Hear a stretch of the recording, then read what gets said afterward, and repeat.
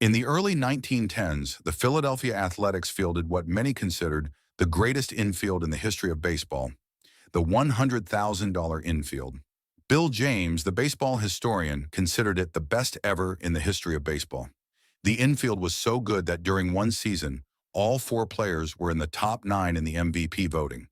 From 1911 to 1914, when the four players were the regular starters on the team, the Athletics won 3 pennants and 2 World Series. Unfortunately, the owner of the Athletics blew up the team after losing the 1914 World Series. $100,000 seems small in today's money, especially since many players earn more than that in a game. But over a century ago, it was one of the most mind-boggling figures in baseball. To put that in perspective, in 1908, or just 3 years earlier, Pittsburgh Pirate legend Honus Wagner became the first player to earn 5 figures. Wagner had retired, and to pull him out of retirement, he was enticed with a $10,000 salary. This was double his salary from the previous season.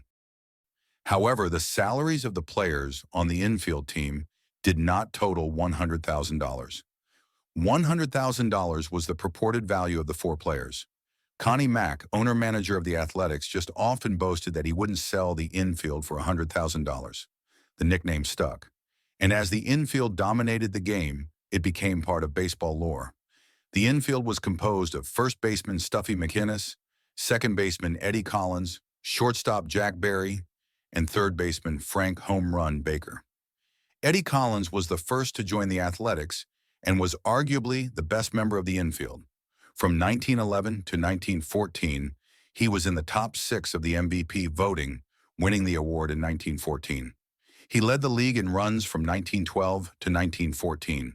He also finished in the top 10 in the American League in batting average, on-base percentage, hits, stolen bases, singles, and times on base every year from 1910 through 1914. In 1939, he was inducted into the Baseball Hall of Fame. In 1909, Frank Home Run Baker became the Athletics' regular third baseman. He was probably the most successful home run hitter in the dead ball era. From 1911 to 1914, he led the league in home runs with totals of 11, 10, 12, and 9. During these years, he also finished in the top 10 in runs, doubles, total bases, extra base hits, RBIs, batting average, slugging percentage, on-base percentage, and times on base. Baker also had 4 straight top 11 MVP finishes, peaking at third in 1914. In 1955, Baker was inducted into the Hall of Fame. Shortstop Jack Barry was only an average hitter. From 1910 to 1914, his batting average ranged from .242 to .275, but his main contribution came from his glove work. All 4 members of the infield were exceptional defensive players, but Barry was arguably the best among them. From 1911 to 1914, he finished in the top 18 of MVP voting, peaking at 9th in 1913.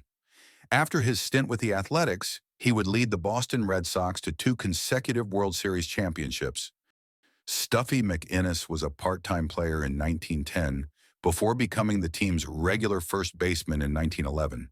He soon developed a reputation as an excellent defensive player with exceptional reach. He was also an above-average hitter, with his average ranging from .321 to .327 from 1911 to 1914. In 1911 and 1912, he was at the top 25 of the MVP voting. He finished 7th in both 1913 and 1914. After his stint with the Athletics, he also led Boston to a World Series championship. Baseball historian James also considers the 1912 and 1913 edition of the infield as among the top 5 all-time. In 1912, Collins and Baker finished in the top 7 in the MVP voting. In 1913, all 4 players finished in the top 9 of the MVP voting. Collins led the team at 3rd, Baker at 5th, McInnis at 7th, and Barry at 9th. But great as these 2 teams were, James considered the 1914 version, where Collins finished as MVP, as the greatest infield in baseball history. Incredibly, Mack chose to break up this infield. And the primary reason is money. The arrival of the new Federal League drove salaries up. And while the infield was still at its prime, he thought his pitching staff was getting old. The legendary Eddie Plank was 39, while Chief Bender and Jack Combs were also in their 30s. Remember that this was a time when sports medicine was primitive, and even simple injuries could force a player to retire. So after a surprising loss in the 1914 World Series, the $100,000 infield was no more. Collins' contract was sold for $50,000 to the Chicago White Sox.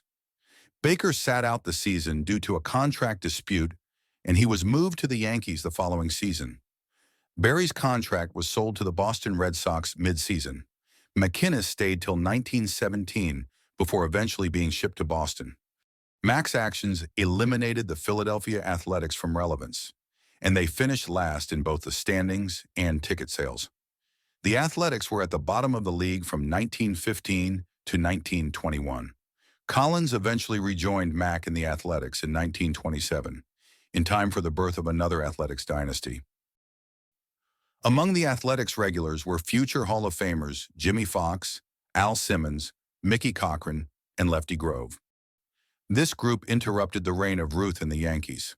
The team would win 3 straight pennants and back-to-back World Series in 1929 and 1930. Incredibly, Mac would once more break up this dynasty.